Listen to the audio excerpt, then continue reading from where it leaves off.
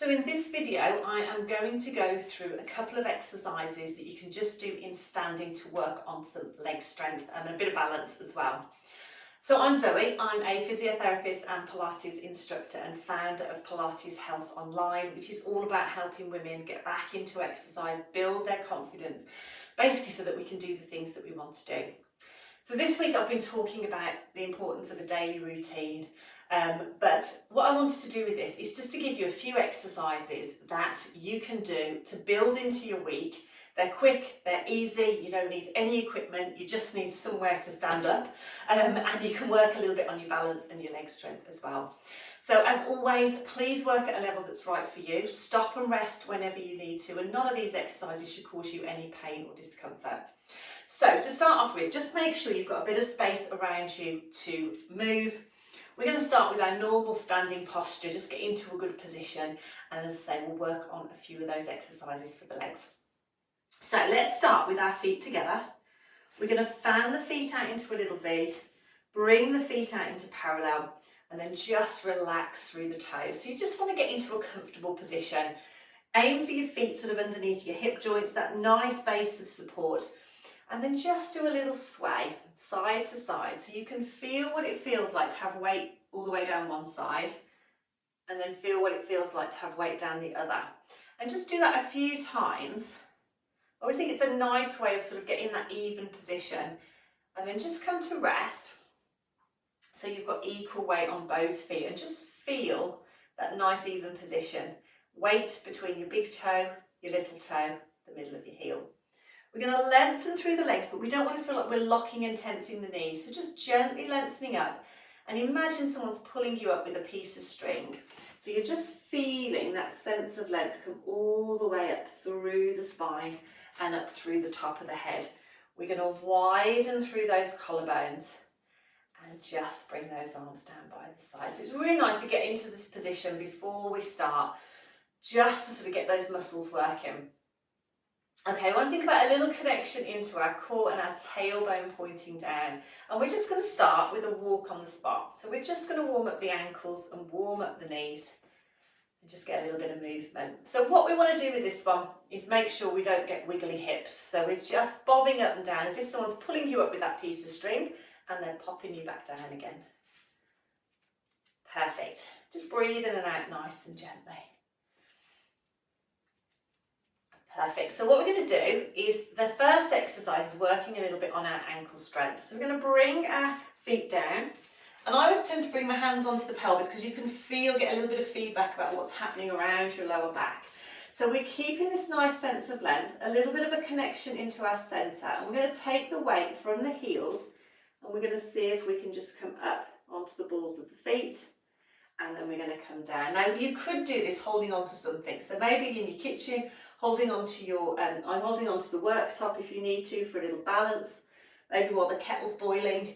It's a really nice one to work on your ankle strength. So we're going to come up and come down. So level one, we breathe out to come up and we breathe in to come down. But for level two, if you want to work a little bit harder, you can breathe out to come up, take a breath in and hold at the top. Didn't do that very well. And then breathe out to come down. Better than I just did then. So we're going to come up, see if we can hold it there, and then come back down. So we're just trying to keep our balance, but the important thing is we're keeping up nice and tall, and what you should feel is it working through those legs. So a little bit of balance, a little bit of ankle strength. Lovely. Okay, let's do one more, and then we'll work on to a little bit of thigh strength. Okay, so we're going to come back down, and you can give those legs a little bit of a shake out. So just come back into that resting position, feet hip distance apart, nice and tall through the spine. This time we're going to do a little squat. Now, what I want you to think about is imagine you've got a chair behind you and you're wanting to sit down on your chair.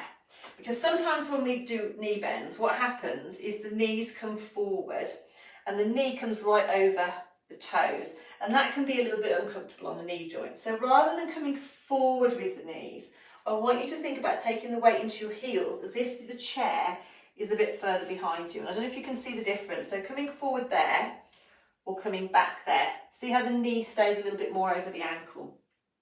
So we're going to breathe out to come down, breathe in to come back. Imagine the chair's behind you. Breath out and breath in. Now a little tip is, if you struggle with this one, as daft as it sounds, do it with the chair behind you. You don't have to sit on the chair, so you don't have to go that low, but your brain has a program for sitting down. As soon as you put a chair there, it thinks that's what you're going to do, and it will automatically be easier to do. And I know it sounds daft, but give it a go. It does make it easier. So we're breathing out, breathing in. Shouldn't feel it on your lower back, and we're keeping this length here. If you want to work a bit harder, you could just float your arms in front and then come back. But as you do, you don't want to look straight ahead. You almost want to look diagonally down so you're not straining through the neck.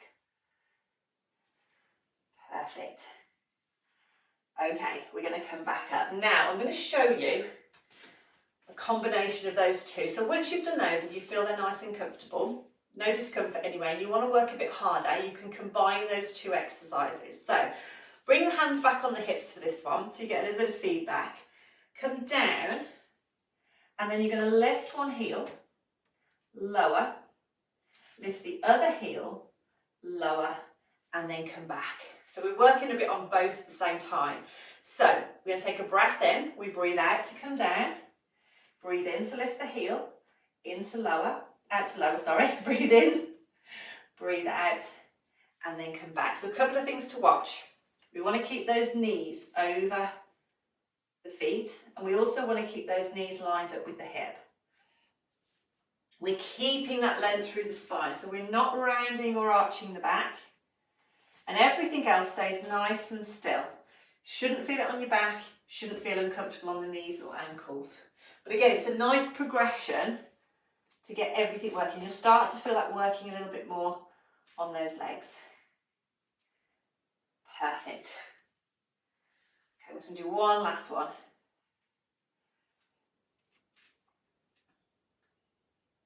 And then come back up. Okay, give those legs a little shake out. So the last exercise I'm going to show you is for the side of the leg. So we're going to come back into our neutral position again. We're going to keep our hands on our pelvis because again, I think it gives us that little bit of feedback. Think about your tailbone pointing towards the floor, ribs floating on top of the pelvis, shoulders nice and relaxed. We're going to take the weight onto one foot and we're just going to slide the other leg out to the side and come back in. We're going to slide the leg out and bring it back in. Breath out. Now what our body sometimes wants to do, I'm going to exaggerate, is tilt. So think of that glass of water on your head. So as you're tapping the leg out, you're not leaning over, and you'll start to feel it working a little bit around the outside of this leg because that's what's stabilising the pelvis to keep us in a good position. If you want to work a little bit harder, we're going to come out, lift, lower and back. It's a little bit harder. Out, little lift, lower and back. Now you're not trying to lift the leg right up because again, if you do, you're going to end up little tilt. So, little progression, come back. And the reason it's so hard to lift is that your leg is already out to the side. So you're trying to work those muscles in their outer range, which means that they've already contracted and you're trying to get them to contract that last little bit to get that little lift. So it works you a bit harder.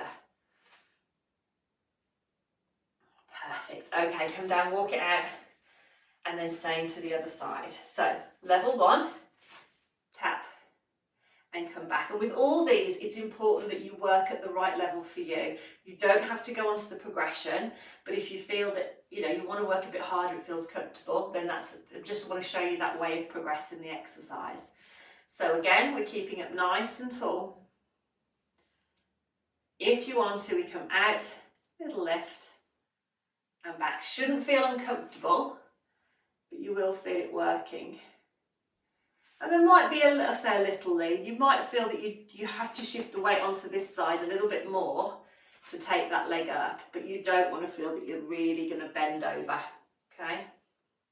I'm prone to exaggeration.